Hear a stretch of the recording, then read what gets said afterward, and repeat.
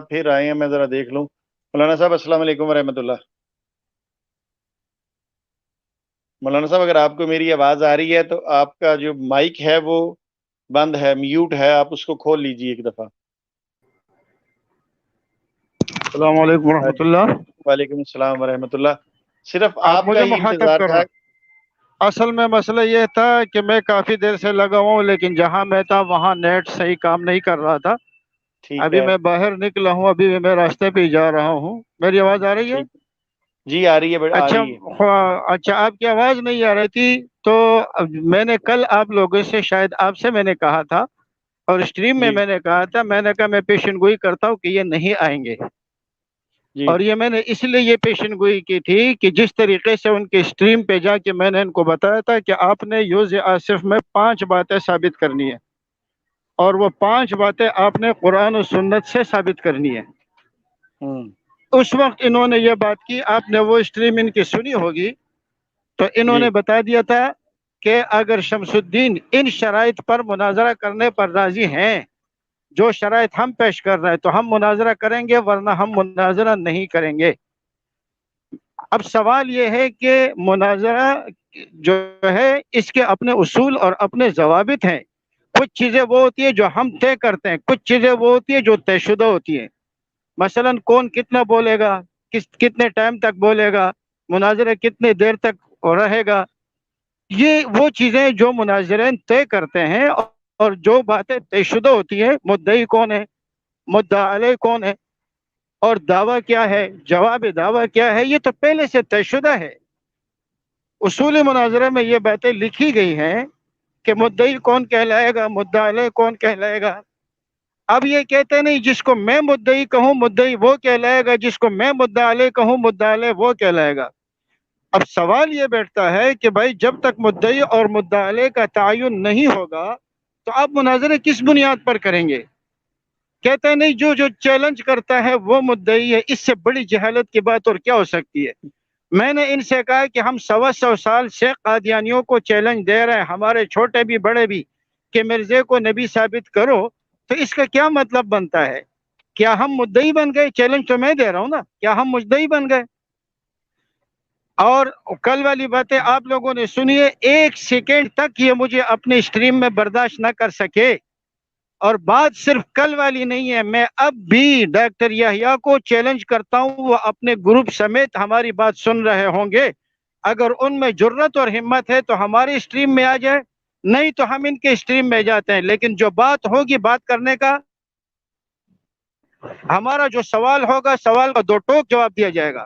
یہ نہیں ہے کہ میرا مطلب یہ ہے دیکھیے جی اور فلاں ہے, فلاں فلاں نہیں چلے گا, 2 ٹوک بات کرنی پڑے گی. مناظرہ کریں گے, مناظرے کے اصول کے مطابق کریں گے. اگر آپ اس بات سے دستبردار ہوتے ہیں کہ میں مدعی نہیں ہوں, تو دیکھیں مدعی کی ایک تعریف یہ ہے, اذا ترک ترک. فقہا کہا کہ اگر وہ اپنے دعوے کو چھوڑ دے تو ہم ان کو چھوڑ دیں گے. اگر آپ کا دعویٰ نہیں ہے کہ یوز آصف اور عیسیٰ علیہ السلام ایک ہیں, اگر آپ کا دعویٰ نہیں ہے کہ ان کی قبر سری نگر میں ہے اور کشمیر میں ہے, تو آپ اس سے دستبردار ہو جائیں, ہم آپ کو معاف کر دیں گے. لیکن اگر آپ اس سے دستبردار نہیں ہوتے اور آپ ہمیں مدعی بنانے کے چکر میں لگے ہوئے ہیں, اصول کے مطابق آپ ہمیں مدعی ثابت کریں. ان کے واہ پاس واہ. مبارک صاحب بیٹھے ہوئے تھے, ان کے پاس مبارک صاحب بیٹھے ہوئے تھے. مبارک صاحب سے میں نے کہا مدعی کی تعریف جرت ہے تو صرف ڈاکٹر یحییٰ کو نہیں کہہ رہا, تم سب کو چیلنج دے رہا ہوں, مدعی کی تعریف کرو. خدا واہ کی قسم واہ. ان کی زبان سے مدعی کی تعریف نہیں نکل رہی تھی.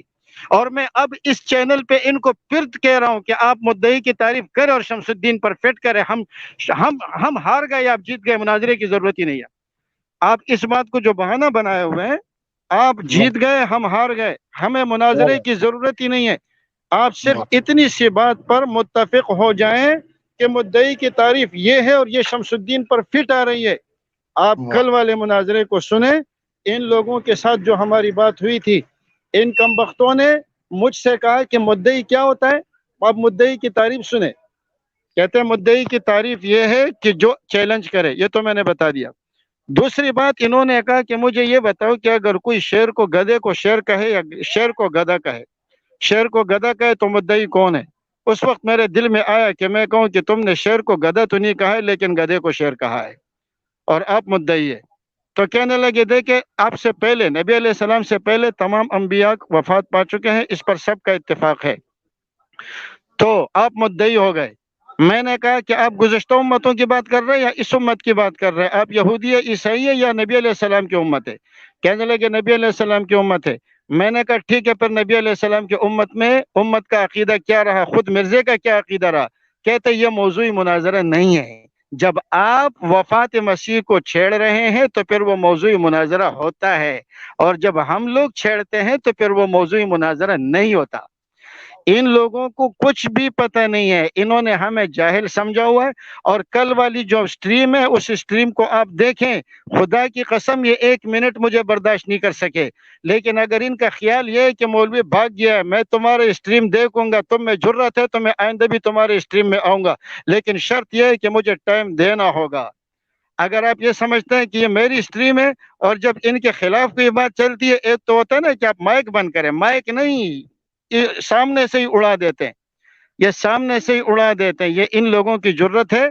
यूसुफ आसिफ के ऊपर हमारा जो मुतालबा है वो ये कि ये दोनों एक है, एक बात। दूसरी बात, ईसा अलैहिस्सलाम के वालिद थे। तीसरी बात, श्रीनगर में है। चौथी बात, कश्मीर में है। पांचवी बात, मोहल्ला खानियार में है। ये बातें मिर्जे की किताबों से साबित है।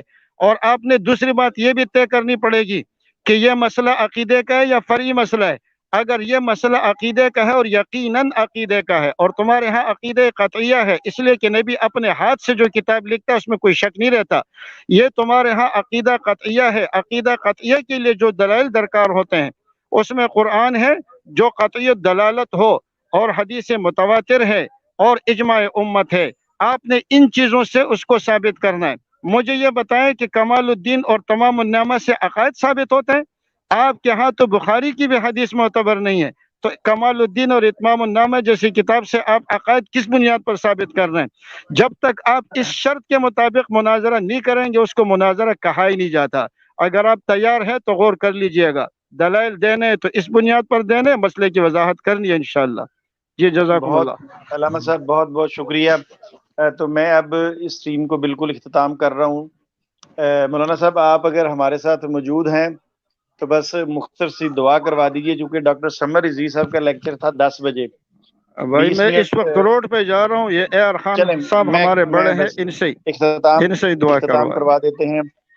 सब लोग दुरूद शरीफ पढ़ लीजिए।